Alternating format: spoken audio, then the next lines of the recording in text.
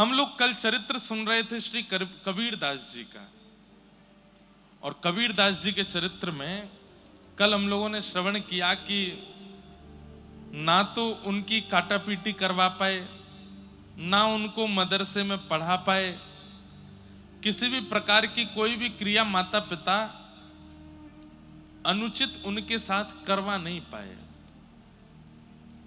और फिर हमने सुना कि एक दिन कबीर दास जी ने देखा कि माता जी चक्की पीस रही हैं, और तब उन्होंने कहा कि माँ, ये संसार ही चक्की है, इसमें जो आता है वो पिस करके ही जाता है। तो माँ ने कहा नहीं बेटा, बीच में एक जगह है जहां दो चार बच जाते हैं। तो कबीरदास नाचने लगे, बोले ओहो, ये बीच में जो बच गए हैं दो चार दाने, बोले माँ पता है ये क्या है? बोले क्या? संसार रूपी चक्की में सब पिस रहे हैं, पर जो ठाकुर जी की शरणागति ले लेता है वो बच जाता है, जो गुरुदेव की शरणागति ले लेता है वो बच जाता है। और अब कबीर दास जी को एक दिव्य चिंता होने लगी। काय बात की चिंता?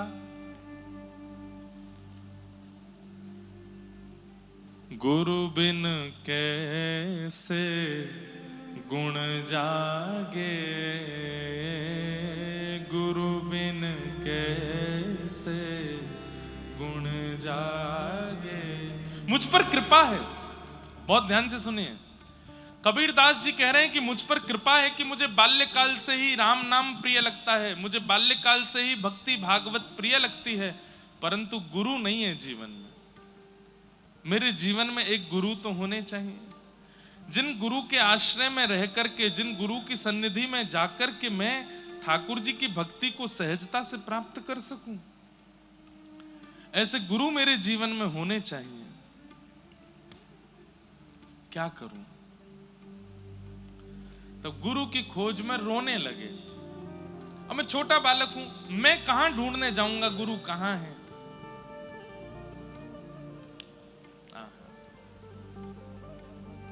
बंधुओं, पहली बार जीवन में ऐसा हुआ है, ध्यान से सुनिए। हमेशा सुना गया कि गुरु की सन्निधि में गए हैं तब गुरु ने गोविंद के दर्शन कराए हैं, पर कबीर दास जी के साथ अद्भुत लीला हुई कि गोविंद ने आकर के गुरु का परिचय दिलाया है। गोविंद ने आकर के बताया कि तुम्हारे गुरु कौन है। कैसे? कबीर दास जी रोने लगे गुरु की याद में, और इतना रोने लगे, इतना रोने लगे। क्यों रो रहे हैं? आज मां ने डांटा कबीर को। क्यों? अरे बड़ी बड़ी ज्ञान की बातें करता है, जब हम पैदा हुए जग हंसे हम रोए, ऐसी करनी कर चलो हम हंसे जग रोए। बड़ी बड़ी बातें करता था, अब रो रहा है बैठा बैठा। क्यों रोता है? तब कबीर दास जी बोले, इसलिए रो रहा हूं क्योंकि रोने से जिद पूरी होती है। मैं ठाकुर जी को अपने माता पिता मान करके उनसे रो रहा हूं। संसार का बालक किसी वस्तु के लिए रोता है, खिलौने के लिए रोता है, मैं गुरु के लिए ठाकुर जी से रो रहा हूं कि मुझे गुरु बताओ, मेरे गुरु कौन है? इतना रोए कबीर दास कि आधी रात में आकाशवाणी करके ठाकुर जी को बोलना पड़ा। आकाशवाणी हुई आकाश से, अति ही गंभीर मति सरस कबीर हियो, लियो भक्ति भाव जाति पाति सब टारिये। छोटी सी अवस्था में अति गंभीर हैं कबीर दास। भाई न भवानी देह तिलक रमानी, करो करो गुरु रामानंद गरे माल धारिये। देखे नहीं मुख मेरो मानी के मले छमो को, जात नान गंगा कही मगतन डारिये। रजनी के शेष में आवेश सो, चलत आप परे पग राम कहे मंत्र सो विचारिये। ऐसी गुरु दीक्षा किसी की नहीं हुई होगी जैसी कबीर दास जी की हुई। ध्यान से सुनो, आकाशवाणी हुई, किसी को सुनाई नहीं दी, केवल कबीर दास जी को सुनाई दे रही है। बंधु, आकाशवाणी आज भी होती है। कभी कभी जब आप परम धार्मिक हो जाते हैं, परम सात्विक हो जाते हैं, परम निर्वैर निर्गुण हो जाते हैं, तो एकांत में जब आप बैठते हैं तब आपके मन में ऐसे विचार उत्पन्न होते हैं जो आपने कभी सुने नहीं, कभी कहे नहीं, कभी बोले नहीं। वो आकाशवाणी है। ठाकुर जी आज्ञा देते हैं, ठाकुर जी ही आपको आकर के कहते हैं कि तुम ऐसा करो। आपके मन में घर बनाने की इच्छा हुई, ये आकाशवाणी नहीं है। आपके मन में ब्याह करने की इच्छा हुई, ये आकाशवाणी नहीं है। आपके मन में कुछ धन कमाने की इच्छा हुई, ये आकाशवाणी नहीं है। पर इन सब संसार के विचार व्यवहार के बीच में आपके चित्त में कोई परम धर्म करने की इच्छा हो जाए, ऐसा करना चाहिए, ये आकाशवाणी है। खूब धन हो गया, घर बना लिया, गाड़ी खरीद ली, प्रॉपर्टियां खरीद ली, दुकानें बना ली, ऑफिसेस बना लिए, लेकिन धन अभी भी बहुत है। तो मन में बात आई, चलो कहीं एक आश्रम बनाते हैं जहां संत सेवा हो सके। अपना नाम नहीं देंगे उसमें, अपने प्रचार के लिए धर्म का कार्य कर रहे हो, वो भी आकाशवाणी नहीं है। मेरा नाम ना आवे लेकिन मेरी सेवा से कुछ परोपकार हो जाए, ये आकाशवाणी। मन में आधी रात बैठे थे और इच्छा प्रकट हो गई कि चलो तिरुपति बालाजी, मन तड़प रहा है दर्शन करने के लिए, यह आकाशवाणी है। ठाकुर जी तड़प रहे हैं आपको देखने के लिए। मन में इच्छा हो गई। हर बार तो गाड़ी से गए हैं ऊपर तिरुमला, अब की बार पैदल जाएंगे, और पैदल चल करके उत्साह में हंसते खेलते नाचते गाते हुए, यह आकाशवाणी है। आज तक कभी एकादशी का व्रत नहीं किया, लेकिन अचानक मन में इच्छा हो गई कि अब एकादशी करनी है। और एकादशी भार के रूप में नहीं, अरे व्रत है मैं तो पिज्जा नहीं खा सकता, मैं तो आज रोटी नहीं खा सकता, अरे मेरे मित्र का जन्मदिन है मैं तो इसमें कुछ खा नहीं सकता। नहीं, इतने उत्साह में आकर के आप एकादशी करते हैं कि आज तो मेरी एकादशी है, परम प्रसन्न होकर के व्रत करते हैं। यह आकाशवाणी के द्वारा की गई क्रिया है। जीवन व्यतीत हो गया, अब इच्छा हो गई कि गुरु जीवन में आने चाहिए, और जिनकी वाणी, जिनका स्वरूप, जिनकी उपस्थिति से चित्त पवित्र हो रहा है, ऐसे किसी का चिंतन करके मन में भाव आ जाए कि इनसे दीक्षा चाहिए, ये आकाशवाणी है। आकाशवाणी मतलब क्या है? भगवान के प्रति जो प्रेरणा आपके चित्त में प्रकट होती है, वो आकाशवाणी से होती है, ठाकुर जी की कृपा से होती है। आपकी मन की वाणी तो संसारी क्रिया कराती है, ये आकाशवाणी है, हरिवाणी है, जो आपको भगवत मार्ग की ओर ले जाती है।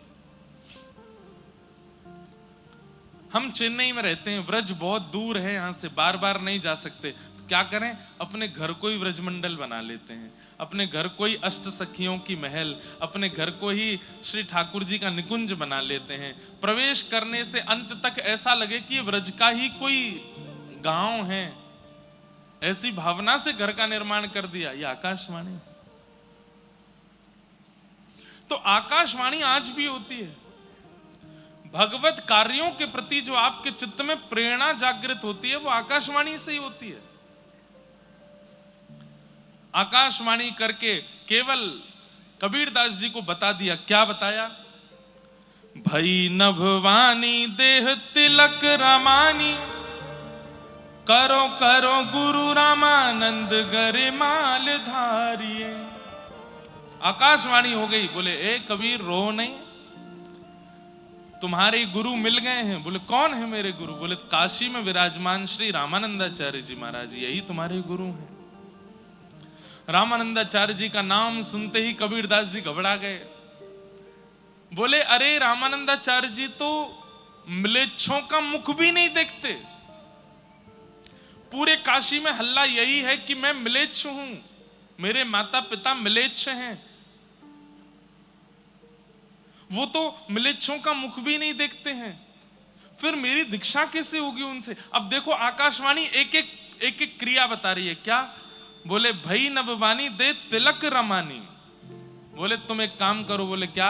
अपने अंग पर तिलक धारण करो, सिर पर रामानंदी तिलक धारण करो, 12 तिलक अंग पे धारण करो, और क्या करो?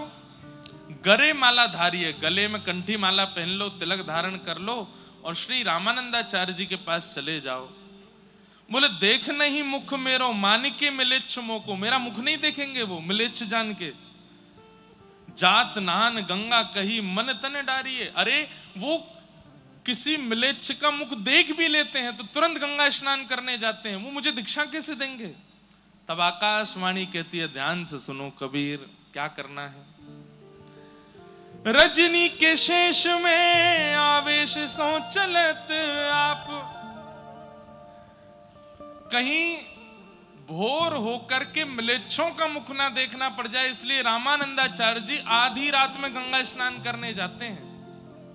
ध्यान से सुनिएगा, आकाशवाणी बता रही है, बोले ऋषि रामानंदाचार्य जी आधी रात में गंगा स्नान करने जाते हैं, लगभग 2-3 बजे गंगा स्नान करने जाते हैं कि कहीं किसी म्लेच्छ का मुख ना देखना पड़ जाए। बंधुओं, भारत पर अंग्रेजों ने शासन किया, अंग्रेजों से पहले मुसलमानों ने शासन किया, मुसलमानों से भी पहले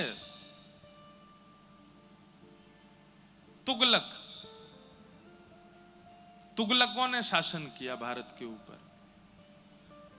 आज हम लोगों की जो स्थिति इतनी, चाहे इकोनॉमी के रूप में हो, चाहे हमारे व्यवहार के रूप में हो, चाहे आज अब तो भारत ग्रोइंग कंट्री बनता जा रहा है दिन ब दिन, पर हमारी इतनी बुरी स्थिति की किसने? शासन इतना किया है भारत के ऊपर, ऐसे ऐसे आक्रांताओं ने।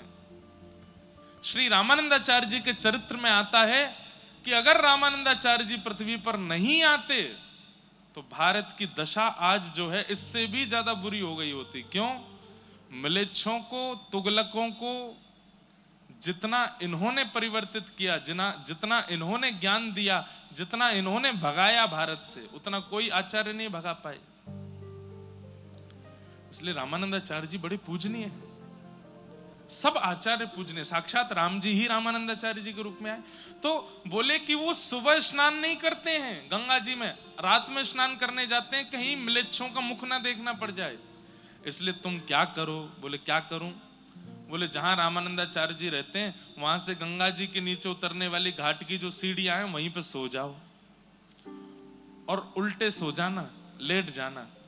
जैसे ही वो नीचे उतरेंगे उनका चरण तुम्हारे अंग पर पड़ेगा और उनके मुख से जो शब्द निकलेगा उसी को गुरु मंत्र मान लेना, हो जाएगी तुम्हारी दीक्षा। रजनी के शेष में आवेश सो चलत आप, पैर पग राम कही मंत्र सो विचारी है। देरी मत करो, जल्दी करो। आधी रात का समय, तुरंत श्री कबीरदास जी ने स्नान किया, द्वादश तिलक अपने अंग पर धारण किए, गले में कंठी माला पहन ली, जो गुरु प्रदान करते हैं वो अपने आप धारण कर लिया। पहुंच गए पंचगंगा घाट, जहां श्री रामानंदाचार्य जी निवास करते थे, और जहां से घाट के लिए नीचे सीढ़ियां जाती हैं वहीं जाकर के लेट गए। सीधे नहीं लेटे, पट्ट लेटे, उल्टे लेटे। क्यों? मेरा मुख देखेंगे तो कहीं म्लेच्छ जान करके अब शब्द ना बोल दें, इसलिए मुख नहीं दिखाऊंगा। लेट गए। रामानंदाचार्य जी निकले और बड़ी तीव्रता से जाते थे कि कहीं मैं स्नान करके लौटाऊं, इस बीच में कोई म्लेच्छ ना आ जाए। और जैसे ही रामानंदाचार्य जी सीढ़ियों से उतरने लगे, इतने में ही चरण पड़ा, और कबीरदास जी के ऊपर जैसे ही चरण पड़ा, रामानंदाचार्य जी को लगा पता नहीं कौन आ गया नीचे। जोर से उछल करके चिल्लाने लगे, राम राम राम राम राम राम राम राम। तुरंत कबीरदास जी ने प्रणाम किया और सुन करके मधुर वाणी अपने गुरुदेव को चुपके से देख करके वहां से भागे, नाचने लगे, नृत्य करने लगे, नेत्रों से अविरल अश्रुधार बहाने लगे। पायो जी मैंने राम रतन धन पायो जी। ये पद तो मीराबाई का है, पर कबीरदास जी की जो स्थिति है उसमें फिट हो रहा है, इसलिए मैं गा रहा हूं। पायो जी मैंने राम रतन धन पायो जी मैंने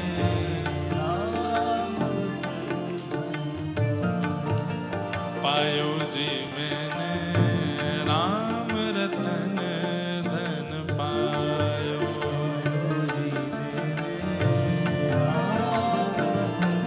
अब तो राम राम राम राम राम राम कहते कहते पूरे काशी में भ्रमण कर रहे हैं, नेत्रों से अविरल अश्रुधार। मेरे गुरुदेव मुझे प्राप्त हो गए, राम नाम दे दिया है मुझे। अभी तक अच्छा एक घटना और याद आई। कबीरदास जी अपने घर पहुंचे तो घर पहुंच करके राम राम राम राम चिल्ला रहे थे। मां ने पूछा, ए कबीर तू इतने दिन से राम राम कहता है, लेकिन आज तेरे राम नाम स्वर में कुछ विलक्षणता क्यों लग रही है? तू रोज राम राम बोलता है, पर आज तेरा राम जब मुख से निकलता है तो तेरे आंखों से इतने आंसू क्यों आ रहे हैं? ये कंठ में इतने करुण भाव क्यों हैं? बोले मां, मैं जलेबी बना रहा था, पर जलेबी बनानी जिनको आती है वो समझ जाएंगे, उसको केवल तल रहा था, लेकिन पाकर के देखता था तो जलेबी तो है, तली हुई तो है, फूली हुई तो है, पर उसमें रस नहीं था, क्योंकि चाशनी में नहीं डाली थी। ये चाशनी कौन है? बोले कृष्ण नाम, राम नाम, ये सब जलेबियां हैं। हम बिना गुरु के जब इसका उच्चारण करते हैं तो समझो वो तली भुनी तो है, लेकिन जब गुरु हमारे कान में मंत्र बोल देते हैं तो मानो जैसे उस नाम में चाशनी घुल जाती है, उसमें स्वाद आ जाता है। आज गुरुदेव ने नाम सुना दिया है तो अब राम नाम चाशनी बन गई है माँ। अब जितनी बार उच्चारण कर रहा हूं उतनी बार धनुर्धारी राघवेंद्र सरकार मेरे सामने प्रकट हो रहे हैं माँ। मैं क्या बताऊं? वस्तु अमोलक दई मेरे सदगुरु, वस्तु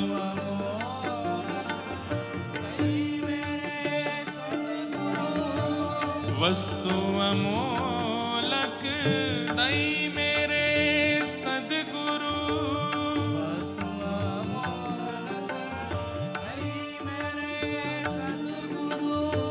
कृपा कर अपनायो, कृपा कर पायो जी मैंने राम रतन धन पायो, पायो जी मैंने राम रतन पायो जी मैंने राम रतन धन पायो, पायो जी मैंने राम।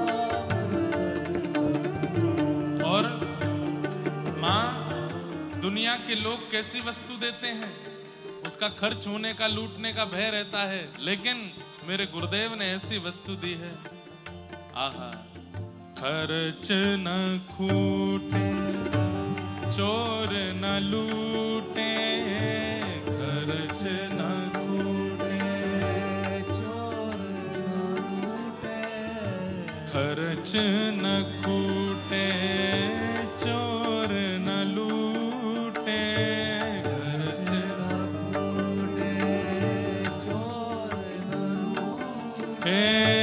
दिन दिन बढ़त सवायो, दिन दिन बढ़त सवायो, हे मीरा के प्रभु गिरधर नागर, मीरा के प्रभु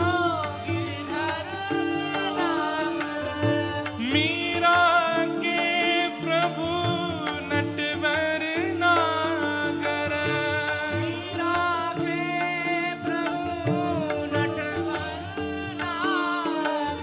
हरस हरस जस गायो, हरस हरस जस गायो, पायो जी मैंने राम रतन धन पायो,